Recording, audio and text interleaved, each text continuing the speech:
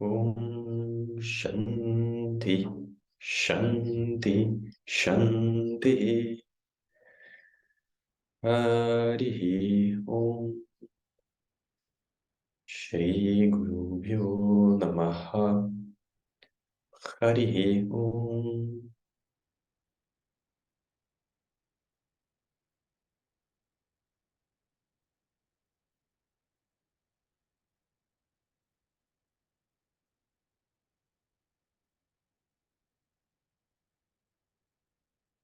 É, Shri Guru Bhyo Namaha Harihi Om. Às vezes a gente faz no final do,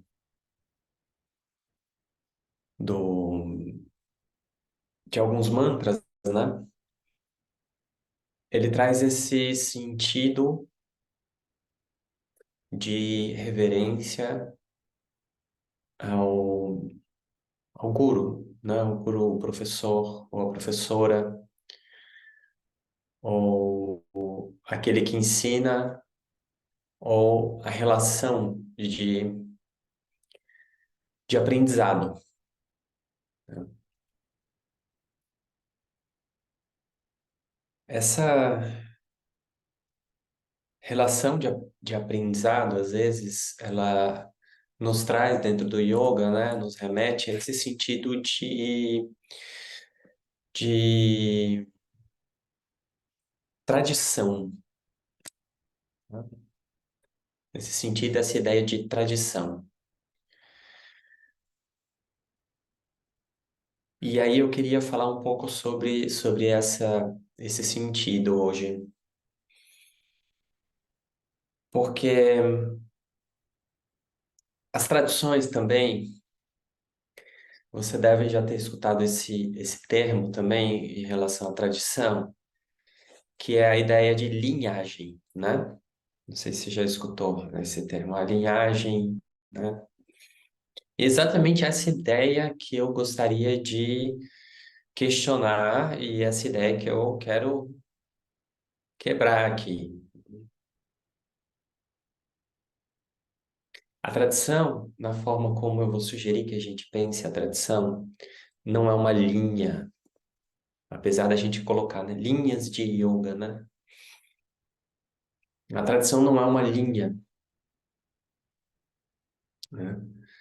Assim como o tempo não é uma linha. A gente já questionou isso relacionando ao tempo aqui em algumas aulas, né? Colocou, olha, o tempo não é linear e a gente propôs uma ideia de quebra desse sentido linear de tempo quando a gente falou daquelas possibilidades de múltiplas dimensões, né? E que a gente colocou como essas possibilidades de múltiplas dimensões e que a gente colocou cada dimensão é um tempo, né? No sentido de cada forma viva, cada forma dentro dessa realidade, e a gente colocou forma viva, né? Mas a gente poderia dizer também em termos de organismo. A gente também vai ampliar essa ideia, não é só o organismo em si, né? Cada forma viva, cada organismo é uma dimensão da existência. A gente repetiu isso na última aula, né? Trouxe essa ideia. É uma dimensão da existência, ou seja, uma forma perceptiva. À luz do yoga, essas formas perceptivas vão se dar a partir da inteligência dos elementos, porque o yoga vai dizer é cada elemento em si que vai criar uma possibilidade perceptiva, ao mesmo tempo que vai criar uma forma no universo. E essa capacidade perceptiva e essa forma se encontrando é a cognição, né? Então, a forma sonora e a capacidade de escutar o som. Então, daí a gente escuta, né? Há esse encontro, né? Então, cada elemento está associado, o yoga vai colocar, ao surgimento, à criação no nosso corpo de um órgão de percepção e, na realidade em si, né, que a gente coloca como externa, uma forma. Então aí a gente pode pensar nessas várias dimensões perceptivas, para além da ideia de um tempo linear, porque cada dimensão perceptiva está associada à experiência de um tempo. A gente pode se encontrar em determinados tempos, tá? E a gente vai se encontrar em determinados tempos no sentido de em determinados ritmos dentro da natureza, que são cíclicos, né?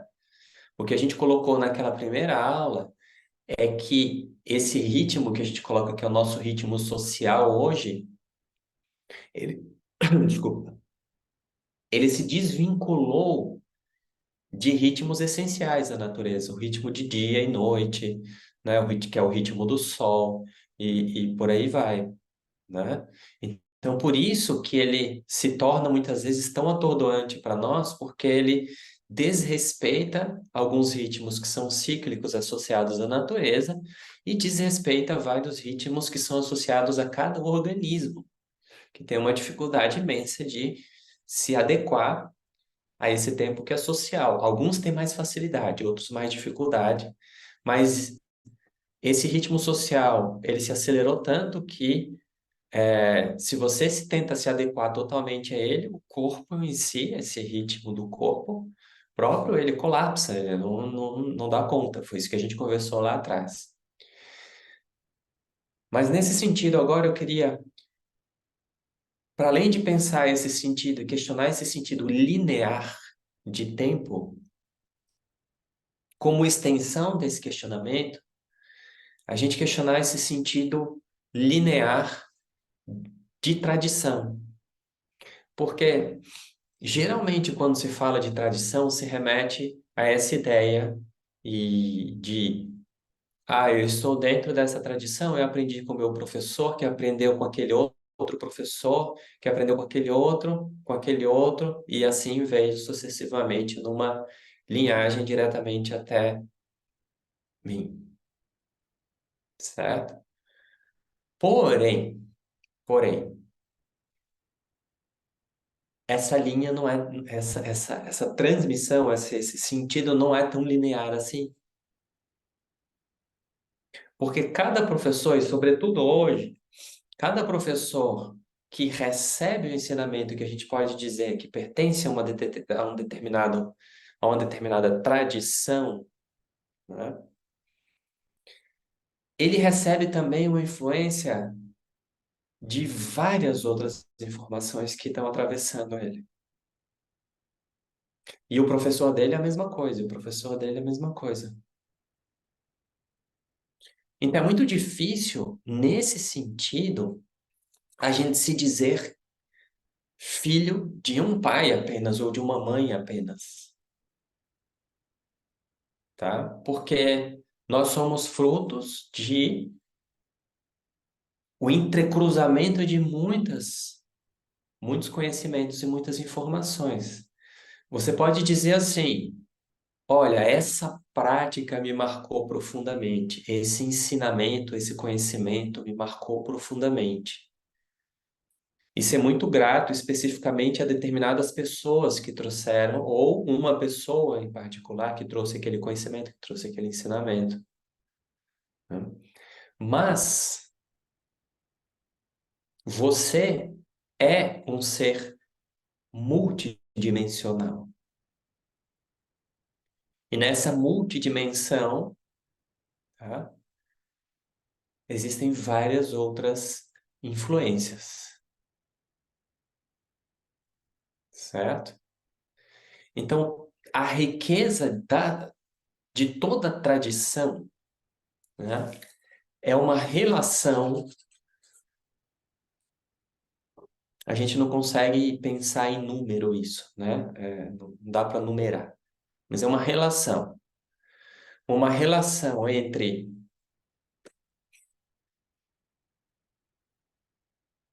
continuação e rupturas, tá? Em toda tradição vai haver continuação e ruptura. Só que geralmente se fala no sentido de tradição como continuação. Ah, eu continuei o que, certo? Ou que o meu professor ensinou, o que outra pessoa ensinou. Então,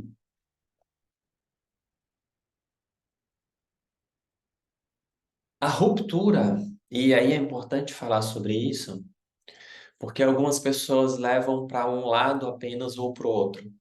Ou seja, se houve ruptura, a pessoa não é mais da tradição. Ou se há afiliação, né, não pode haver nenhum tipo de discordância ou de ruptura, né? Então, as questões em relação à tradição, elas não são nesse sentido, desses dois extremos, né? Elas se dão exatamente na integração entre esses dois aspectos. E o que que quer dizer a continuação? A continuação quer dizer assim, né? Olha, eu aprendo uma técnica, e no yoga existe o campo da técnica, né? Eu aprendo um determinado conceito baseado nessa técnica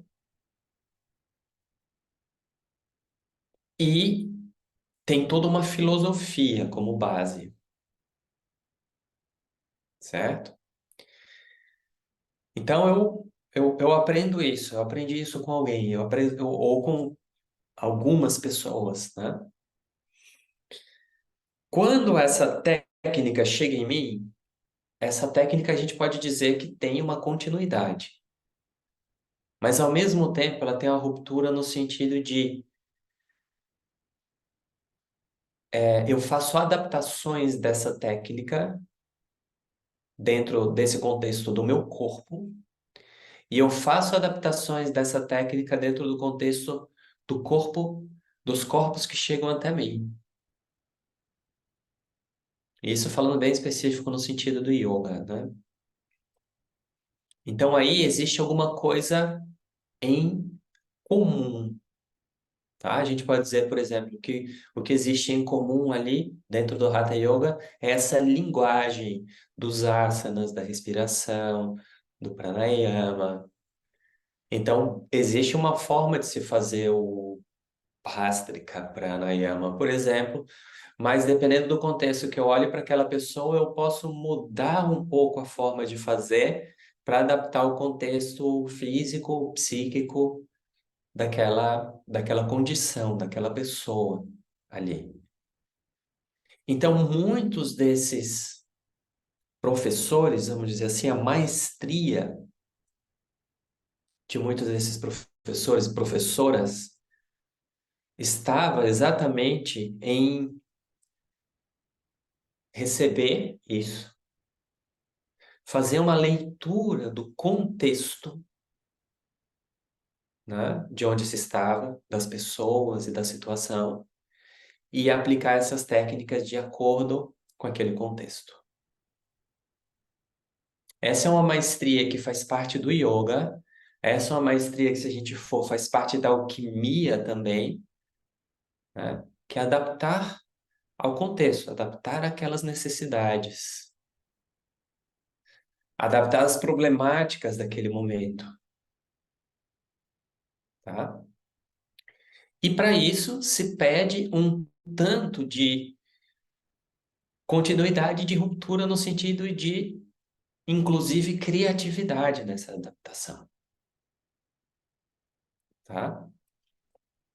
Uma criatividade baseada na sensibilidade, né? Não é uma criatividade baseada necessariamente no que na ansiedade de criar alguma coisa nova, não é isso.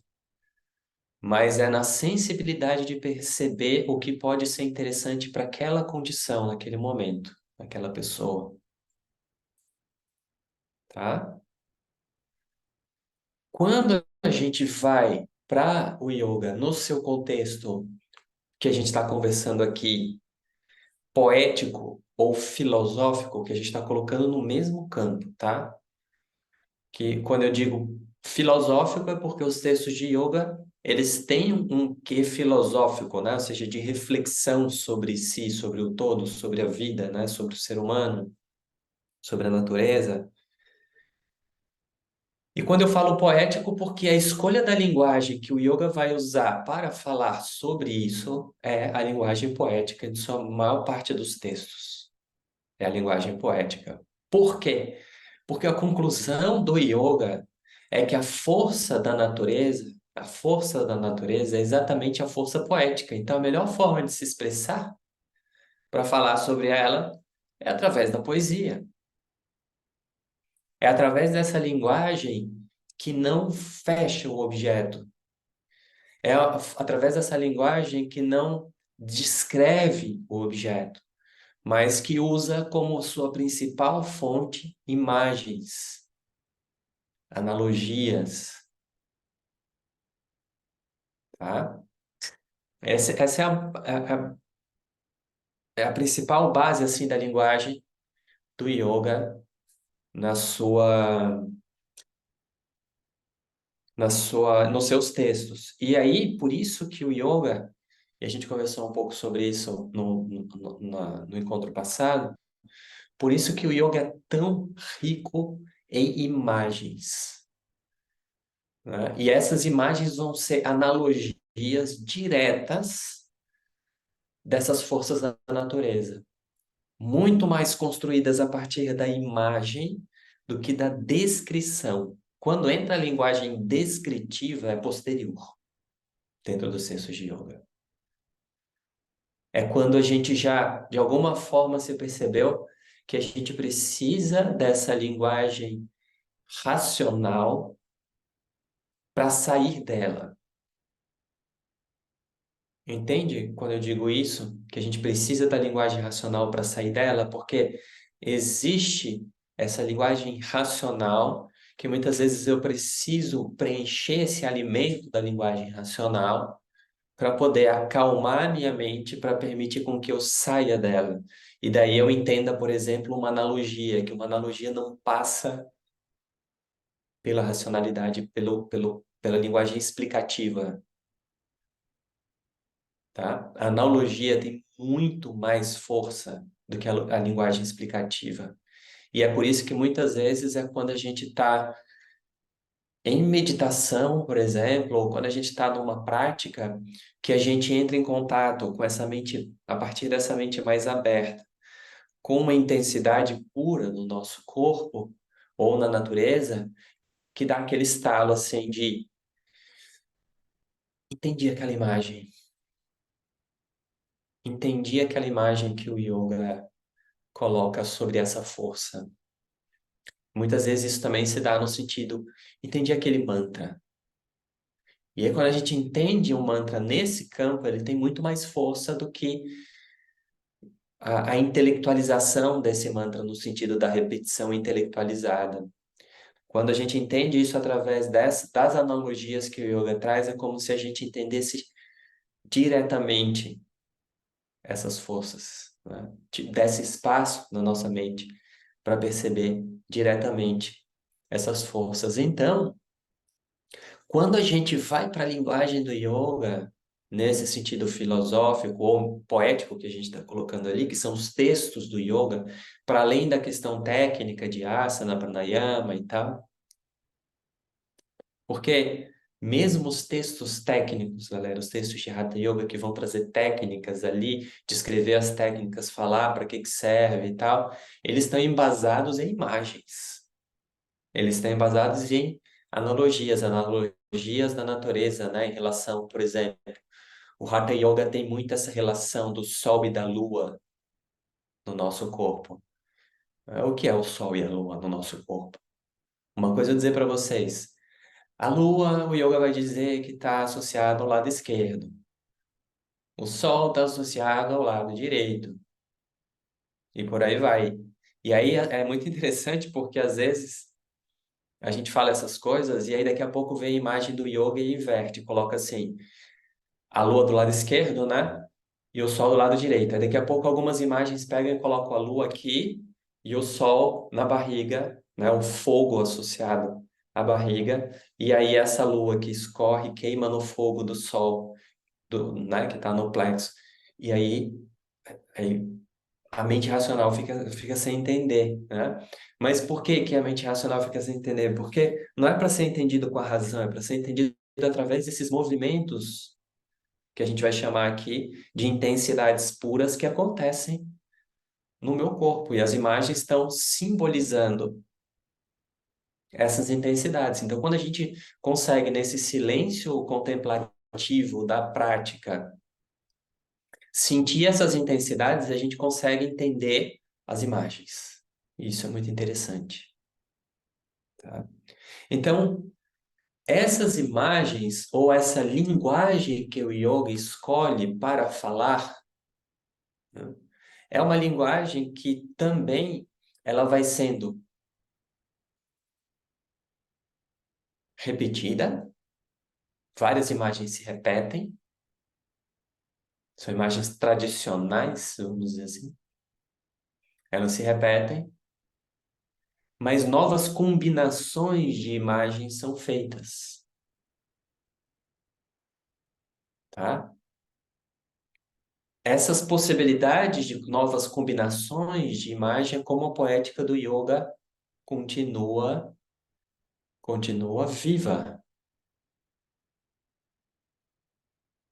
E aí a gente deixa de pensar, né, nesse sentido de tradição como algo linear e começa a pensar na tradição como alguma coisa multidimensional, porque até esses e essas poetas que eu citei para vocês aqui, como ali Lala, né? Que ela traz essa imagem, né?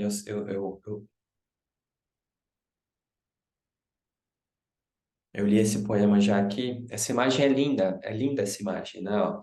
Eu, Lala, entrei no portão do jardim da mente e vi Shiva unido a Shakti.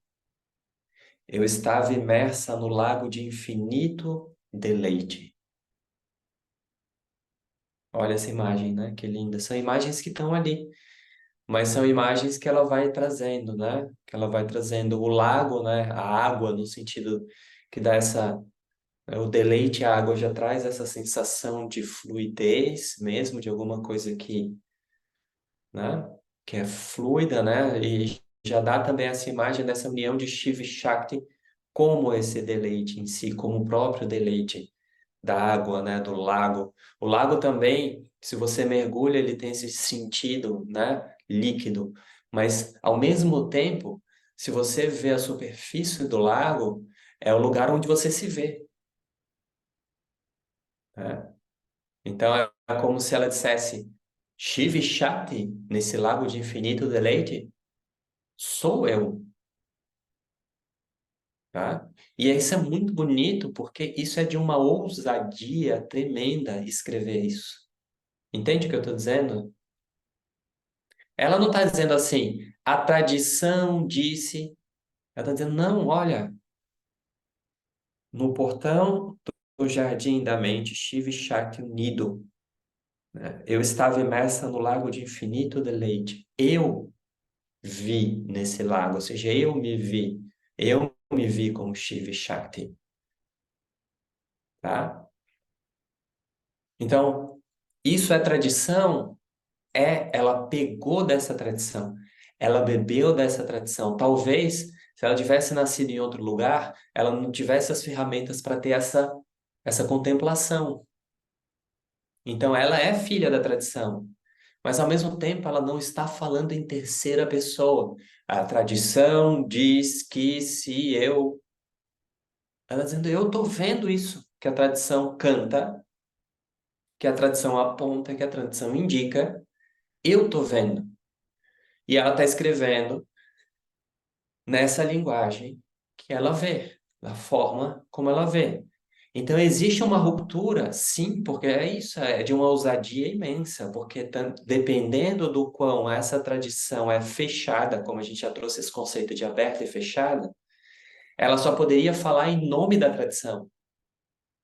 Mas o que faz, a partir do momento, pelo menos para mim, que ela fala à luz do que ela vê, ela está mais dentro da tradição do que aquela pessoa que diz, de acordo com a tradição.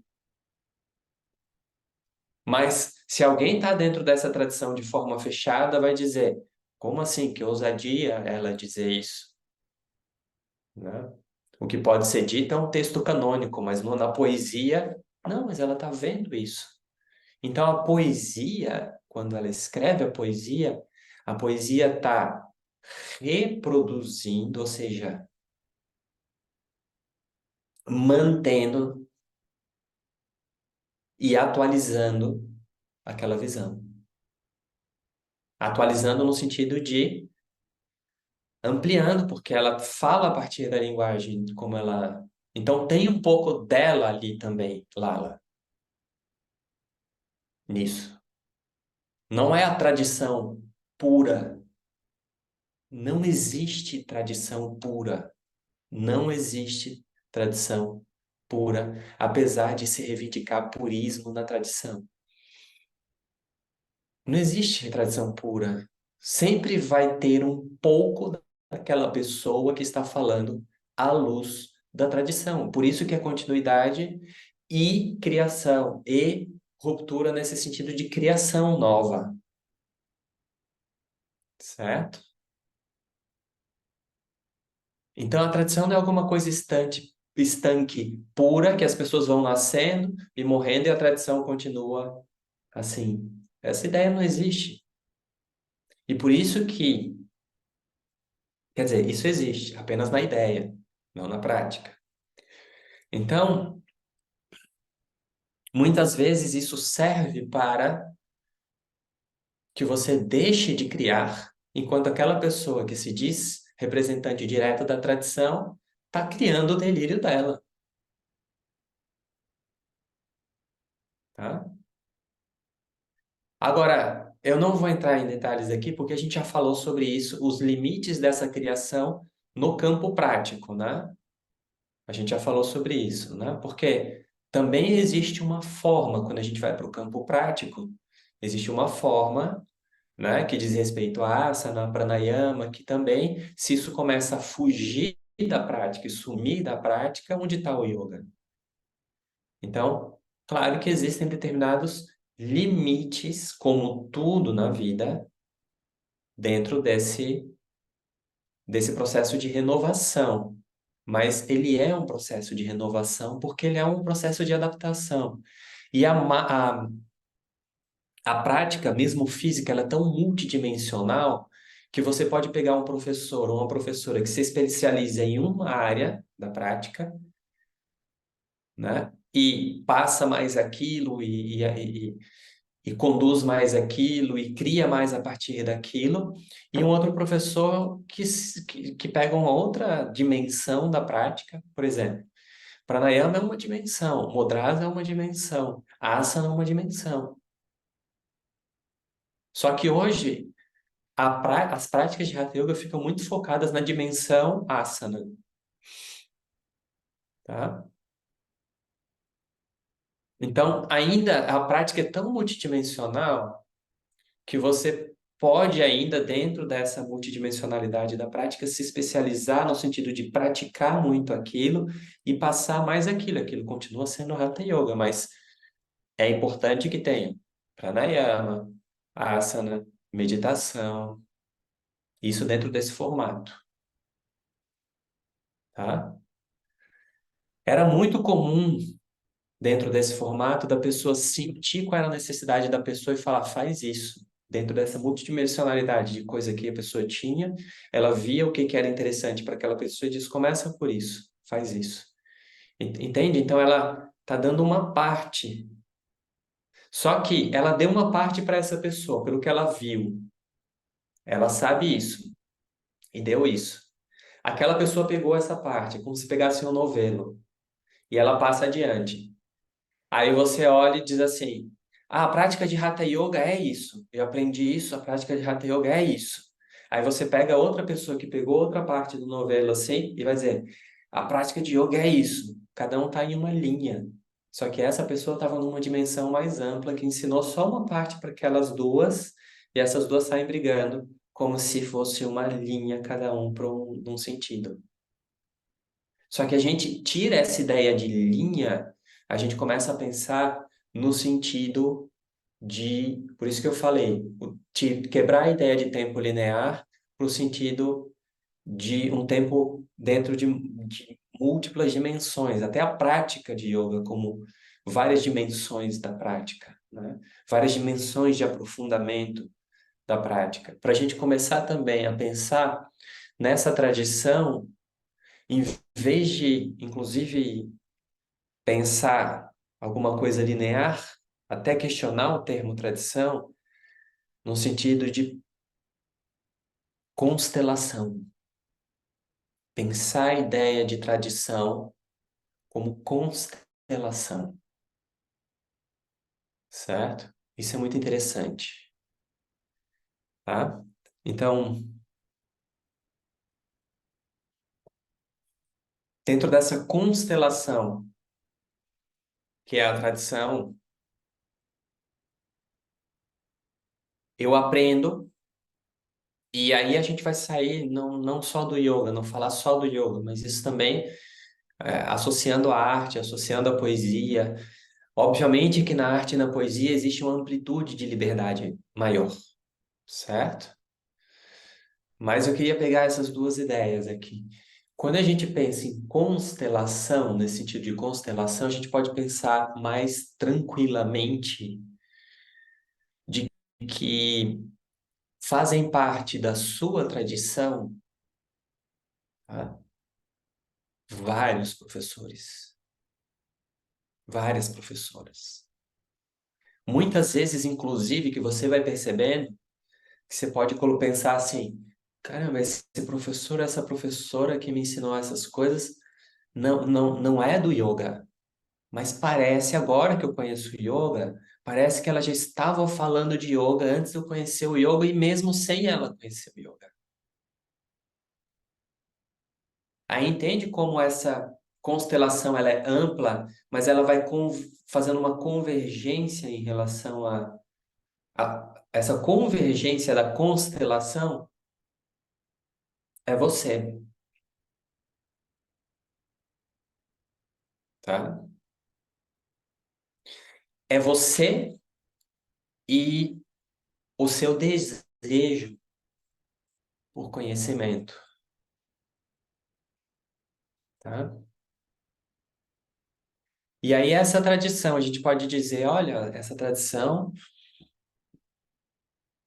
nesse sentido, inclui os nossos pais, inclui pai, mãe, avó, né, Laura, que você, né, trouxe ali, né, avó, avós, né?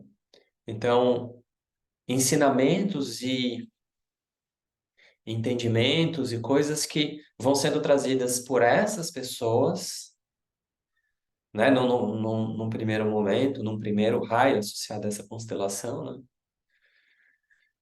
E depois ele vai se ampliando esse raio, que é quando a gente conhece o yoga, é fantástico, porque a gente, no primeiro momento, existe essa tendência quase que natural, né, de todo aquele fascínio que a prática nos traz, e esse fascínio no sentido de percepção de energias, de intensidades, de forças no nosso corpo, e uma percepção sensível, né, disso, porque muitas vezes você sair para correr intensifica determinadas forças no corpo. Você sair para surfar e por aí vai. Mas muitas vezes também, se não for já da característica dessa pessoa, você pode ter uma intensificação de força sem necessariamente uma intensificação da própria sensibilidade, né? Então, o yoga é muito interessante porque ele trabalha paralelo à intensificação de determinadas forças, mas ao mesmo tempo um campo sensível da mente para a percepção dessas intensidades. Então, eu lembro muito bem as primeiras vezes né, é difícil dizer as primeiras vezes porque você não sabe dizer se é um ano, 2 anos, né?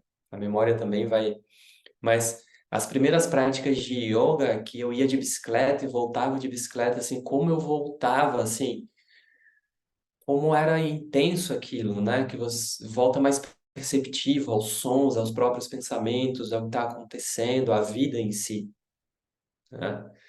E esse, vamos dizer, esse impacto, que é um impacto de intensidade e sensibilidade, ele continua acontecendo, né, na prática de yoga. E é um pouco natural que a gente projete isso no nosso professor ou na nossa professora, né? Projete nesse sentido mesmo de agradecimento, né? Se fala reverência, mas de agradecimento, né? Porque a gente está pegando e aprendendo essas técnicas através dessa ou dessas pessoas, né? Então, é mais do que natural que essas pessoas fiquem muito forte na nossa memória, né? Assim como as técnicas.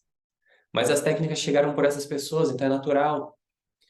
E isso é a tradição. E isso é a constelação que vai se formando, porque você nunca vai conseguir lembrar só de uma pessoa, você vai lembrar de algumas pessoas. E daqui a pouco a sua memória também vai associando essa mesma sensação e percepção a outras esferas que vão se convergir, fazendo convergência também, né? E aí que a gente começa a se dar conta, assim, de que eu lembro de pessoas, assim, dentro da minha história que não tinham nada a ver com yoga, mas a gente se conectava pelo yoga, entende? Por essa sensibilidade do yoga, mas essa pessoa não tinha nada a ver com yoga. Para mim era a sensibilidade do yoga, então, né, na aldeia que eu trabalhei, o contador de história, né, Zé Nunes, esse cara tinha uma sensibilidade incrível, a gente passava horas conversando, e ele não era do yoga, mas ele falava determinadas coisas que eu olhava assim e falava, caramba, isso tem tudo a ver com yoga, né? Ele tinha percepção sensível, assim. E aí, essa pessoa, ela tá dentro dessa constelação que eu associo à tradição para mim, tanto quanto meus professores do yoga. Eu tive também um professor de literatura na faculdade que eu lembro nesse sentido também dele, assim, muito que eu associo hoje ao yoga, à arte, né? E muitas coisas do que eu falo hoje, né? Ele estava falando lá atrás. Só que ele estava falando para um moleque de 17 anos que não tinha essa percepção, mas hoje, algum tempo depois, eu me sinto até mais próximo, né, do que ele falava do que naquele momento, apesar daquilo me tocar profundamente naquele momento. Mas a gente não tem muitas vezes ideia da dimensão, da amplitude daquilo. E por isso que não é linear, porque às vezes você passa um tempo e você se sente mais próximo daquele ponto que parece ser um ponto anterior no tempo. Então, quando a gente pensa nesse sentido de constelação, a gente quebra essa ideia de uma linearidade ou de uma pessoa, ou de uma tradição apenas, mas a gente começa a pensar que existem esses entrecruzamentos de entendimento, de conhecimento e de técnicas também, e que essas técnicas podem divergir. Esses conhecimentos podem divergir, mas você pode encontrar um ponto de convergência desse conhecimento em você, ou desses conhecimentos em você. E é esse ponto de convergência que a gente coloca como que eu estou querendo trazer aqui com essa ideia de tradição. numa constelação. E aí, a tradição não é alguma coisa que diz respeito ao passado necessariamente. A gente começa a ampliar essa ideia de tradição para coisas que estão ao nosso redor.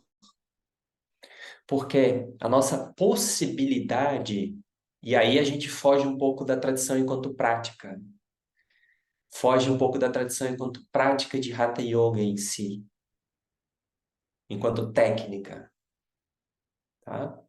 Aí a gente já está pensando, deslocando a ideia de tradição enquanto técnica para a ideia de tradição enquanto olhar, tá?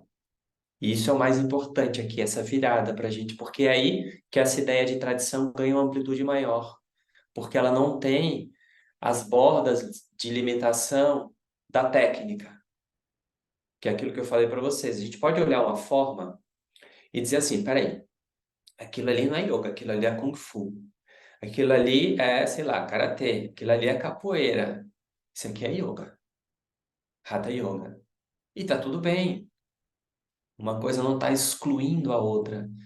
A gente está só colocando determinadas bordas. E você pode até dizer assim: olha, aquilo ali que é Tai Chi Chuan, Tai Chi, por exemplo, tem muito de yoga. O que que isso quer dizer? Tem um olhar na forma difere, mas existe alguma coisa que comunica, certo? Que é esse olhar para a vida. E o olhar para a vida que o yoga está sugerindo para a gente é esse olhar para a vida como uma constelação.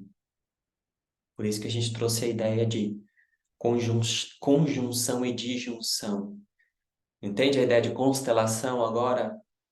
Nessa conjunção, essa é a constelação, tá? É a ideia de quê? De que o universo não é separado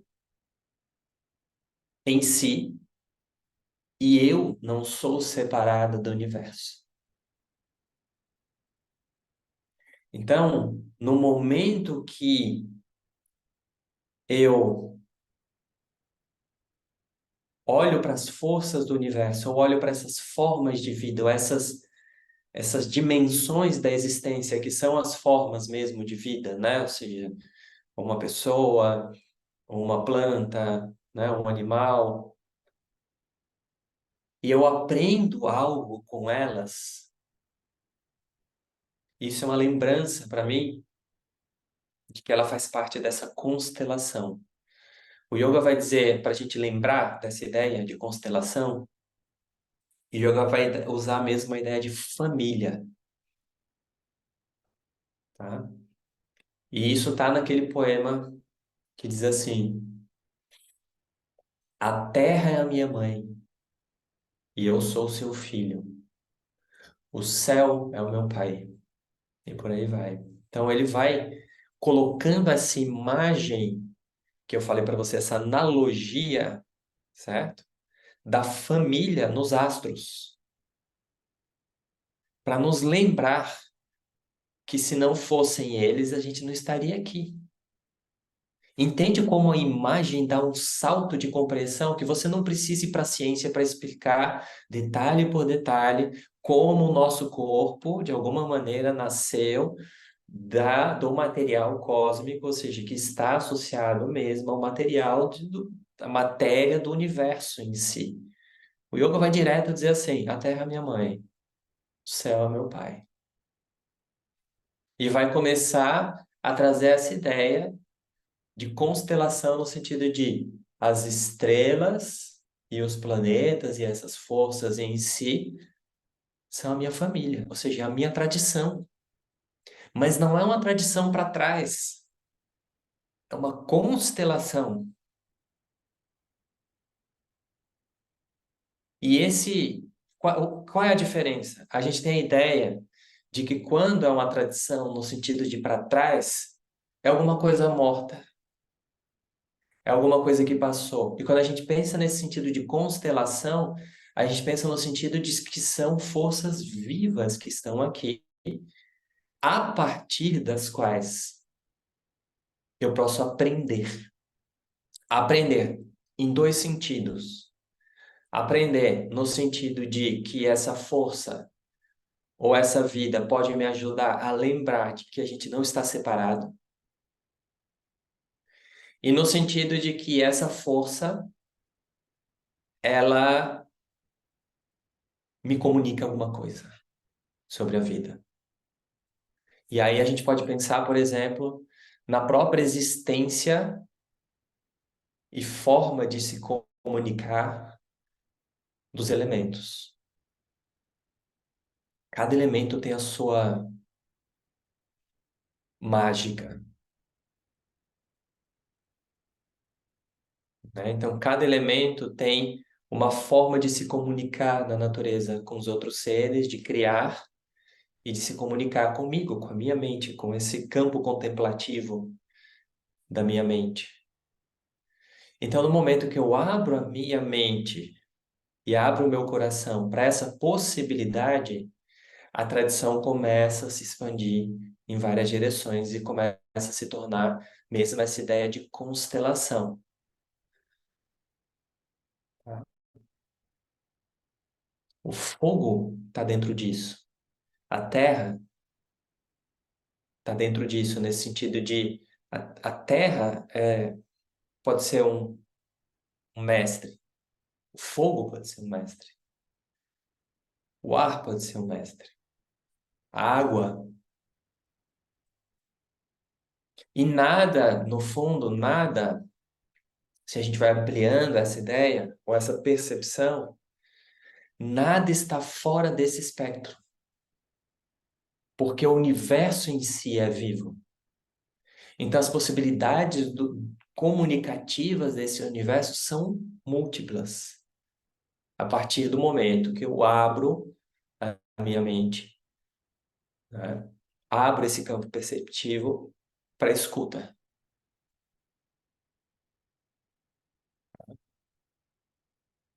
Um outro campo também, que é um campo muito fértil para entendimentos e um campo de, de ampliação dessa ideia de tradição para a ideia de constelação, para a percepção de constelação, é o campo dos sonhos. Os sonhos mesmo no sentido de dormir e sonhar. A gente já falou sobre isso aqui. Então entende o que que vai. Entende o que que a gente está fazendo ao pegar essa ideia de tradição como alguma coisa linear para trás, estanque, que eu preciso pegar e honrar no sentido de não modificar, né? Porque existe um certo e eu tenho que seguir esse certo. É como se dissesse assim: existe uma linguagem, eu tenho que seguir essa linguagem. Não, a tradição não quer dizer necessariamente isso. A tradição é um atravessamento que vem, que a gente pode dizer que tem um fio condutor, mas ele ao mesmo tempo se ramifica, né? Vai se ramificando. Pensar mesmo nessa ideia de se ramificar. Esse se ramificar é que o que a tradição no fundo está dizendo, mesmo a tradição do yoga, é dizer assim: a árvore faz parte da sua tradição, o fogo faz parte da sua tradição, a terra faz parte da sua tradição, o céu faz parte da sua tradição, o sol também, a lua também. O que que eles te dizem? O que que a lua no seu corpo te diz? O que que o sol no seu corpo te diz? Agora, o yoga vai dar determinadas indicações de como essas intensidades se movem no nosso corpo. Só que essas indicações são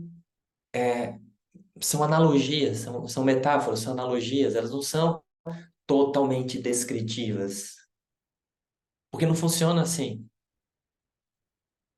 O yoga não vai dizer assim: olha, eu vou explicar agora para vocês por que que diz na página tal que a Terra é a minha mãe. Agora eu vou explicar por que que o céu é o meu pai, como está naquele poema. Não vai dizer isso, certo? Mas de alguma forma, quando a gente escuta isso, isso chega em algum lugar em nós que faz total sentido. Eu não preciso explicar pela ciência. Por isso que eu digo, olha, a linguagem científica é limitada para explicar várias coisas. Porque existem coisas que a gente sente, pressente, intui, que a linguagem científica não consegue, dentro dessa causalidade linear, explicar. E é por isso que a poesia e a analogia provoca determinados saltos de entendimento. Porque isso faz total sentido para a gente. A Terra é a minha mãe. E não é só o yoga que diz isso. Outras tradições também dizem isso. E quando isso chega como imagem para a gente, como som para a gente, né? Isso faz total sentido. Depois que a gente faz determinadas práticas de yoga, que a gente move, sente determinadas forças no nosso corpo, e chega uma outra imagem, né, e fala determinada coisa assim, faz total sentido pra gente, porque a gente de alguma maneira já sentiu aquilo daquela maneira. Só que às vezes a gente não tem, às vezes falta pra gente palavras para simbolizar aquela experiência. E tudo bem se faltam palavras, a gente não precisa tornar tudo palavra. Tudo bem, mas o interessante é perceber como as palavras do yoga se tornam isso que é inexplicável em nós.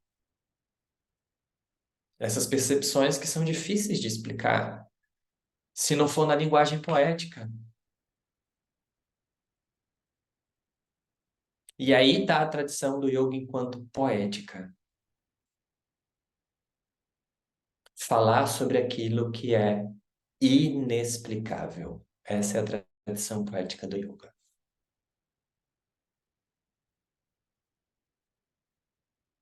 Tá? E dentro dessa visão, a minha sugestão é a gente pensar na tradição como alguma coisa ao nosso redor e em nós, não necessariamente para trás, numa linha, e que eu devo seguir. Porque esse é o paradoxo. Eu não vai conseguir seguir. Até porque essa linha está para trás. Quando você olha para aqui, aí o que que geralmente a gente busca? Alguém na qual a gente projeta que está seguindo essa tradição. Mas muitas vezes a pessoa não tem nem a sensação de que está seguindo, ou ela forja muitas vezes essa ideia de que está seguindo uma tradição.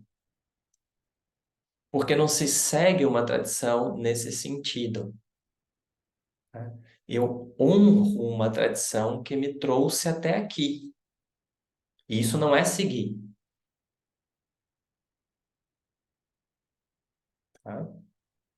Eu não estou seguindo uma tradição, eu estou honrando aquilo que me trouxe até aqui, me trouxe essas percepções e que me traz esse sentido exatamente do aberto. A beleza da tradição do yoga não é apontar para algum lugar que você vai fechar, mas é apontar para um lugar no qual você se vê como aberto. Então, a principal urgência que o yoga traz, eu não vou dizer a principal, mas uma das urgências que o yoga traz, urgência no sentido assim, de que o yoga, enquanto tradição, quer que você perceba isso. Que é assim, não precisar mais da tradição.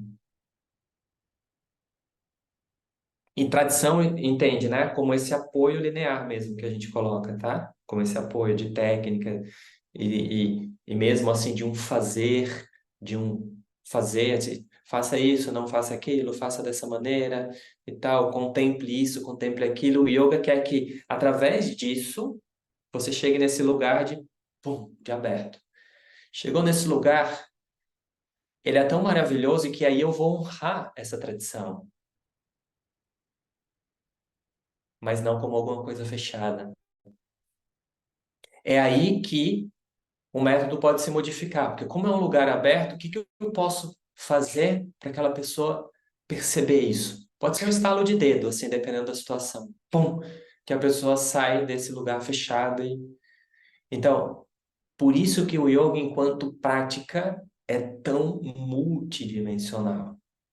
Porque tenta aí, vamos usar o caminho do corpo, vamos usar o caminho da palavra, vamos usar o caminho da respiração, né? Então, vai usando todas as possibilidades que se tem para chegar nesse lugar. Por exemplo, tem tradições que querem levar para esse mesmo lugar do aberto usando só as palavras. Mas aí a gente precisa de uma condição prévia. Por exemplo, o yoga diz assim: se a pessoa está com a mente muito ansiosa, a pessoa está angustiada, né?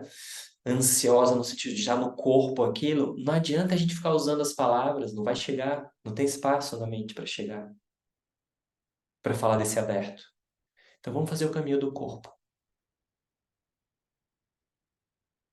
Vamos acalmar através do corpo essa mente.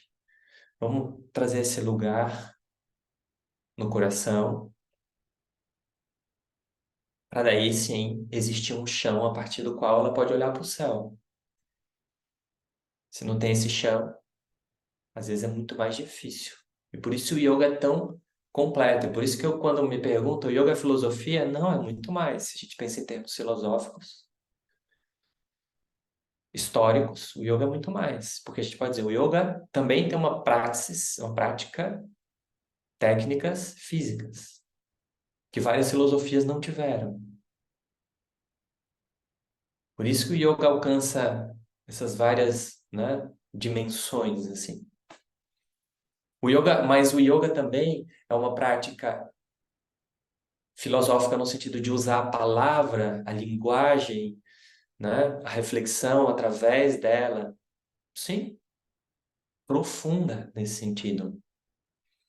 O que pouca gente diz é que na tradição do yoga existe uma tradição muito profunda de debate.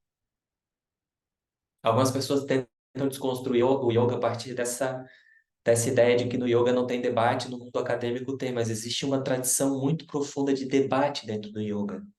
Então, você pega um texto e olha aquele viés daquele texto, que o texto está dizendo, e aí você vem com uma visão oposta. Ah, mas por que que não pode ser essa visão oposta? Aí você vem com outro argumento. Isso é o que eu coloquei para vocês antes, que é a gente convence o campo do racional até que esse campo do racional ele e aí alguma coisa se dá ali. Então, para pessoas que têm muito precisam muito dessa explicação racional de determinadas coisas, né? O yoga também tem esse campo de debate. Isso está na sua tradição escrita, de comentários de textos, de comentários, e isso está mesmo numa tradição que esse debate se dá, coloca uma pessoa na frente da outra e elas vão debater sobre aquilo, sobre aquele tema, por exemplo. Então, quando a gente fala de yoga, eu estou falando isso para mostrar assim, a multidimensionalidade do que a gente chama de tradição do yoga. Então, não dá para ser uma linha, é impossível que seja uma linha, é uma constelação.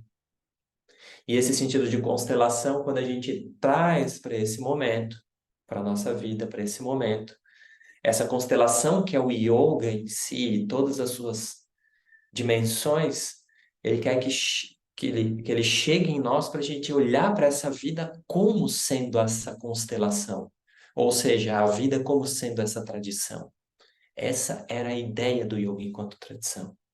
A gente olhar para a vida em si, em todas as suas expressões, e enxergar nela a tradição, enxergar nela a constelação, enxergar nela essa ideia de família, tá? A gente já trouxe esse outro termo que não é família nem constelação para uma outra aula, a gente usou o termo amizade, amizade para com a vida. Amizade é bonito porque traz essa ideia de que é uma família e que eu escolho, entende? É uma família que eu me abro, que eu escolho no sentido assim, é mais do que aquela família de sangue, porque geralmente quando fala família, pensa, né, ainda nessa linha para trás, né? Família é aquilo que eu vou incluindo na minha vida, né? E essa possibilidade de eu incluir várias formas e várias possibilidades de aprendizado, de entendimento, de comunicação. E isso é essencial para a poesia. A abertura para essa multidimensionalidade da vida é fundamental para a poesia, porque esse é o fundamento, a base de uma mente aberta. A mente aberta é a mente curiosa, é a mente que sabe assim que um conhecimento nunca vai se fechar, um conhecimento nunca se fecha. Eu nunca vou saber tudo. Deixa eu entender um pouco mais sobre a dimensão da vida através dessa pessoa. Porque é uma dimensão da existência. Deixa eu observar um pouco mais a dimensão da vida a partir de uma gaivota, por exemplo. Né? E por aí vai. A gente já falou né, o- é se maravilhar, por exemplo, com essa forma que é o fogo, que nunca está acabada. Essa forma que é a água. Então, essa é a capacidade fundamental da poesia e do yoga, que é essa capacidade de se maravilhar com a vida, né? Nessa sua multidimensionalidade. E para isso, é fundamental que a gente abra mão da ideia de tradição como alguma coisa linear. Porque essa mesma ideia de tradição como alguma coisa linear é a mesma ideia da linguagem como alguma coisa linear. A linguagem não é linear,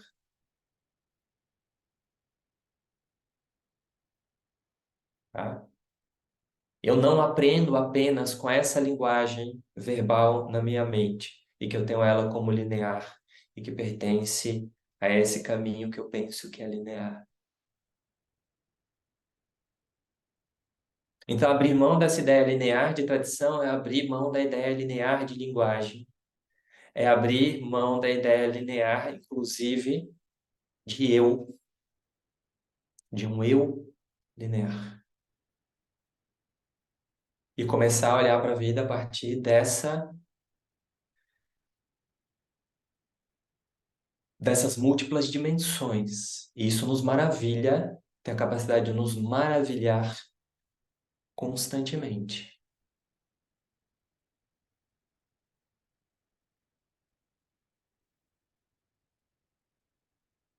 E isso a gente percebe no nosso cotidiano. Às vezes a mente está presa nessa linearidade. Ah, o que que vai acontecer amanhã? O que será daqui a um mês? Será que vai acontecer isso? Será que... Dentro de todas essas informações que você tem para coletar dentro dessa realidade que é muito mais ampla e você jogar projetando lá para o futuro. E aí a mente está lá, dentro disso tudo. Eu não estou falando que isso é errado, eu só estou falando como que acontece. E daqui a pouco alguma coisa te rouba. Te rouba literalmente, te rouba desse lugar e aí alguma coisa te rouba e aí você entrou nessa dimensão. E aí você se encanta com essa dimensão, aí depois aí volta. Não, então, entende o que eu estou querendo dizer? Essas dimensões estão aí disponíveis. Claro que essa mente linear, vamos colocar assim, que se projeta em linha, ela ajuda a gente a fazer planos, a planejar determinadas coisas, a organizar determinadas coisas e está tudo bem. Pode ser que essas coisas deem completamente certo, mais ou menos certo, ou não. Mas, ao mesmo tempo, como base dessa mente, existe essa capacidade de aprender, se encantar e ser junto com essas várias dimensões da vida que estão acontecendo nesse exato momento.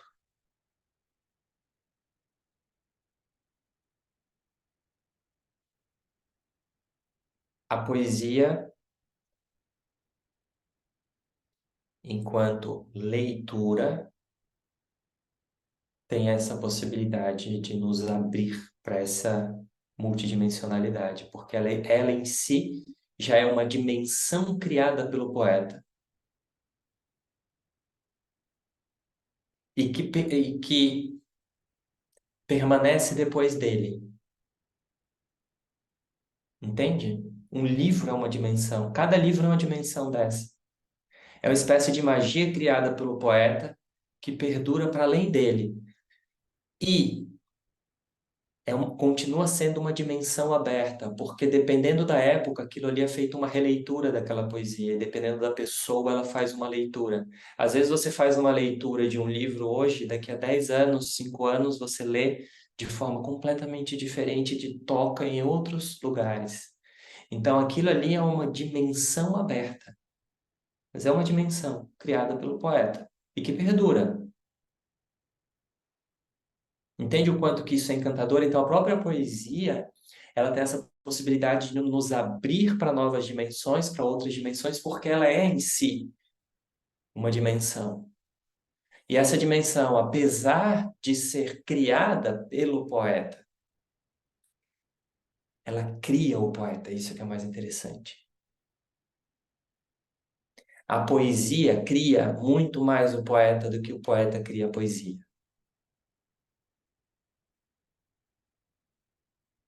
tá? Porque de alguma forma, um encontro de várias dimensões que acontecem naquela pessoa que escreve, que pedem alguma coisa.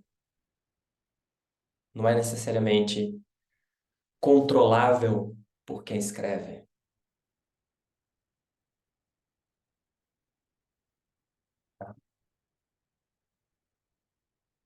E a linearidade aí, nesse momento, não faz sentido algum.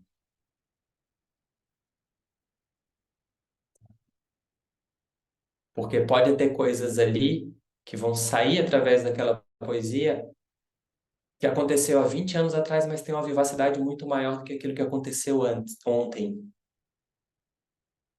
E vai depender disso, a forma como as coisas nos tocam. A intensidade com que as coisas nos tocam, que a gente permite com que as coisas nos toquem.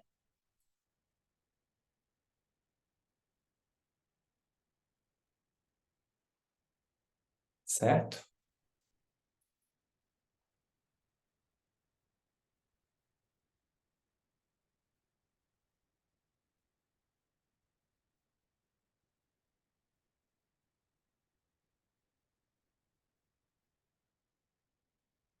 Então é isso que eu queria trazer hoje. E a partir do próximo encontro,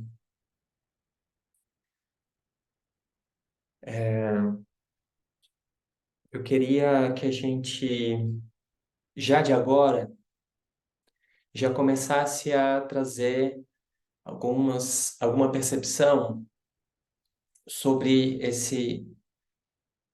essa possibilidade que o yoga nos dá, uma delas, de encontro com essa realidade, né? A partir de determinadas intensidades. Então a gente vai usar os elementos como condutor dessas intensidades. Geralmente quando a gente faz o curso de chakras, a gente também faz isso, mas a gente faz a partir de determinadas técnicas, né? O yoga tem determinadas técnicas para isso. E geralmente a gente vai seguindo o caminho do denso para o sutil. Aqui a gente vai seguir o caminho do sutil para o denso. Então, o primeiro elemento que a gente vai usar como contemplação é o elemento espaço. Elemento espaço, tá? E aí eu não quero usar nada que o yoga já coloque através desses símbolos como condutores. Eu quero deixar aberto, completamente aberto, para você perceber. Depois a gente vai conversar e depois vocês vão trazer textos de vocês ou outros textos que vocês sintam que tem essa ligação com esse elemento espaço, né? Texto, música, né? E aí a gente vai fazer esse próximo mês de setembro, agora, dessa forma mais dinâmica, né? Dessa forma aqui, mais de troca. Alguma questão? Uma pergunta ou observação? Oi, Thales. Oi, Patrícia. Ai, nossa, é tanta coisa que. Enfim, eu lembrei de algumas coisas, assim. Isso que você falou, né, da poesia cria muito mais o poeta. Eu estava tentando lembrar. Eu achei que é uma frase da Cora Coralina que fala mais ou menos isso que você falou. Não é o poeta que cria a poesia, e sim a poesia que condiciona o poeta. Eu lembrei dessa, Uhum. do que você trouxe. E também eu também lembrei de uma frase, né, não? Do Hermógenes, que também me lembrou essa constelação, né, que escreve assim: pedi a bênção a Krishna e o Cristo me abençoou. Orei ao Cristo e foi Buda que me atendeu. Chamei por Buda e Krishna me respondeu. Isso ficou reverberando assim dessa constelação, né? E dessa soma, e não uma coisa exclui a outra, né? Que acontece quando a gente vai falar de linhas, né? Às vezes vem em curso também, né? De, de exclusão e não de inclusão, né? E de ampliação, mas que se torna uma coisa densa, quando na verdade era para fluir, fica uma coisa, né? Muito... E é na prática, né, que a gente vai perceber que, pera, tem alguma coisa que eu aprendi que não faz muito sentido aqui, né? Obrigada, é isso que eu queria colocar. Muitas vezes, é muito interessante a gente perceber, porque muitas vezes foi a relação que a gente tentou fazer aqui. A própria ideia de uma tradição e a própria ideia de uma tradição nos termos que a gente colocou como religiosidade fechada, lembra? Resgatem aquela fala, aquela troca lá atrás. E esse sentido de constelação a gente colocaria muito mais próximo daquilo que a gente colocou como religiosidade aberta, certo? Só que questionar isso de alguma maneira é questionar muito profundamente a linguagem. Isso que eu queria trazer também aqui, tá?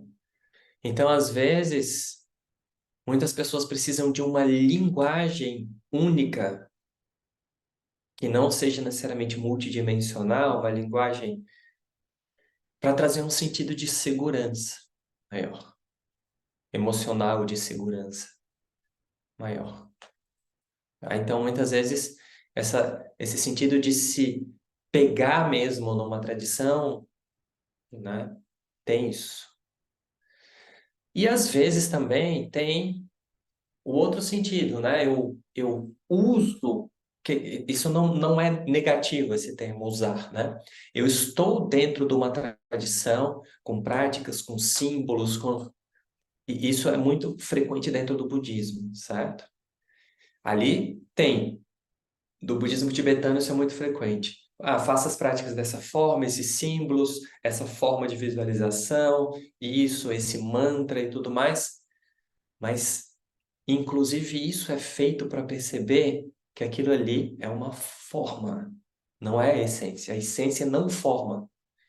Mas para chegar nessa essência de não forma, eu uso uma forma. É como se eu usasse uma linguagem específica para chegar nisso que não, que está além da linguagem, tá? Então, isso é frequente também, mas a pessoa, quando ela sabe disso, ela não se fecha. E por isso que muitos lamas e tal dentro do budismo tibetano têm essa grande qualidade, que eles usam a tradição no sentido de que eles estão dentro de uma tradição e conseguem inclusive fazer piada dessa tradição, brincar assim com ela e dar risada, porque eles sabem que aquilo ali é um método, né, nesse sentido, é uma linguagem para chegar nesse lugar que é além da linguagem, né? Carlos, Sim, vou fazer olá a todos. É uma partilha muito pessoal, mas foi agora assim no ponto. Eu passei os últimos 4 anos da minha vida dentro da tradição do budismo tibetano, precisamente, da prática de yoga tibetano e da prática de artes marciais também ligadas dentro do campo do Kung Fu e que cruzava com a tradição do budismo tibetano, para além da minha origem do Hatha Yoga.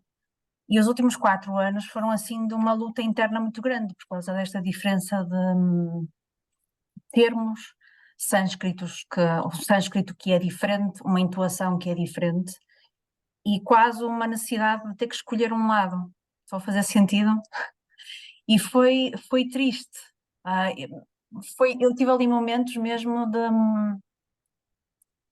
sentir a personalidade fragmentada, porque para mim era porque é que eu tenho que escolher um lado se tudo isto soma a tudo. E eu vindo também de uma educação católica, eu fazia associações o tempo todo com tudo. Não estou mais ligada à linhagem, ou agora já é estranho usar esta palavra. Não estou mais ligada, até porque cai aqui dentro de um contexto muito pessoal. O meu professor era o meu companheiro de vida também, e na separação há este separar das águas. Mas este conflito interno de ter que escolher linguagens foi muito sofredor cá dentro, muito sofredor. Por isso, obrigada. é legal, Sandra, você trazer, porque no fundo não é necessário, né, escolher uma linguagem, né? Eu não vejo como necessário. Eu acho que tem, sobretudo nesses pontos que você falou, tem pontos de convergência muito interessantes aí. O próprio, o próprio, isso dentro da história mesmo, né? O próprio yoga e o Kung Fu, muito do Kung Fu está dentro do taoísmo. E o taoísmo e o tantrismo, eles têm uma relação muito próximas, né? Então, tem algumas pessoas que vão dizer que o taoísmo é uma extensão do tantrismo que foi da Índia para lá. Tem pessoas que vão especular até o contrário, que o tantrismo é influência do taoísmo que veio, né, que foi para a Índia. Mas eles têm, apesar de algumas diferenças de linguagem, não da língua em si, de linguagem, determinadas coisas, né, específicas. Eu vou até mandar um trecho do Otávio Paz que fala sobre isso, porque ele estudou muito essas duas coisas historicamente e também ele morou na Índia e viveu na Índia. E eu mandei para a Jéssica, porque a gente entrou numa conversa sobre essa relação entre Tao e Tantra, e Tao e Yoga. E aí eu vou mandar esse trecho para você, porque apesar de, a gente pode dizer, determinadas divergências de linguagem, tem uma convergência profunda, que é essa relação com a natureza, essa relação direta com a natureza e com o fluxo das coisas, né, das forças da natureza. Sim, a prática dos 5 elementos é muito, muito forte. Foi algo que eu passei os 4 anos a explorar e disso agradeço muito. Ganhei muito. Uhum. Muito obrigada.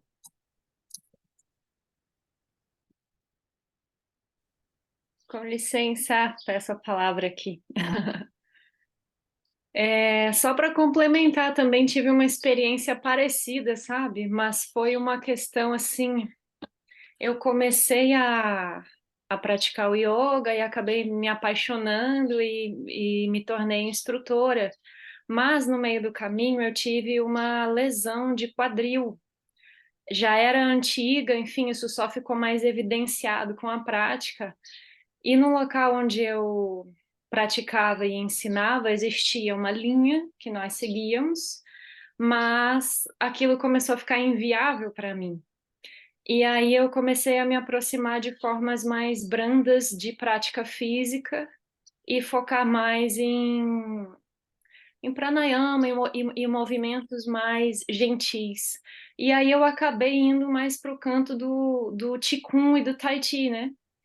E bebi muito disso para enriquecer as minhas aulas, porque acabava que eu não tinha ferramentas que eram possíveis para mim de passar com segurança física, né? Segurança para minha integridade.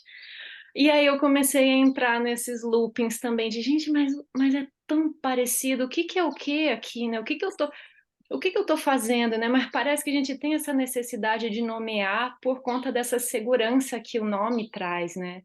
Mas hoje foi uma coroação de uma grande dúvida que eu passei durante muitos anos e até hoje, assim, eu também me formei na linhagem do Reiki. E no Reiki isso também o pessoal se debate demais, mas qual é o Reiki de Mikao Usui? E por que que imposição de mãos? E por que que de orei? E por que que passe não é Reiki? Então uma coisa assim, eu até hoje não entreguei meu trabalho final do Reiki, porque na pergunta o que é Reiki, eu não consegui responder. Eu respondi de forma poética, então tem lá uma página do que é o reiki para mim, como eu sinto. No fim das contas, eu concluo que reiki é amor. Mas eu não consigo definir, sabe, explicar que diferença que tem entre tantas técnicas, né? E por fim, queria compartilhar uma frase que a autoria dela eu não tenho certeza, mas eu já ouvi de três personalidades diferentes. Uma de Mikao Usui, uma de Bruce Lee e a outra de Carl Jung. Então tem assim uma misturinha, né? Mas é assim, conheça as teorias, conheça as técnicas, domine as teorias e técnicas e por fim abandone-as. Então, alguém disse isso em algum momento, talvez os três tenham dito, né? Acho que o Jung, no fim, ele mudou um pouquinho, ele falou assim: conheça as teorias, domine as técnicas, mas diante de uma alma humana, seja apenas outra alma humana.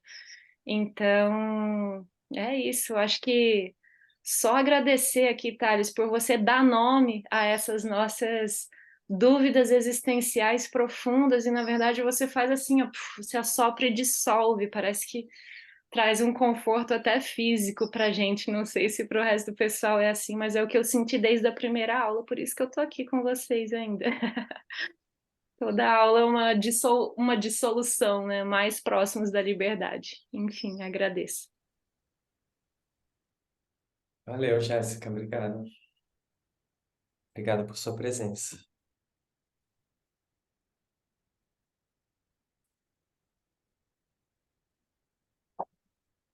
Om Purnamadav Purnamidam Purnat Purnamudachyate Purnasya Purnamadaya Purnameva Vashishyate Om Shanti Shanti Shanti Hari Om Shri Gurubhyo Namaha Hari Om.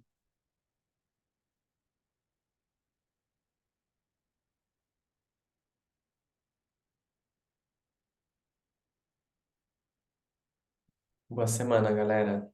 Até a próxima terça.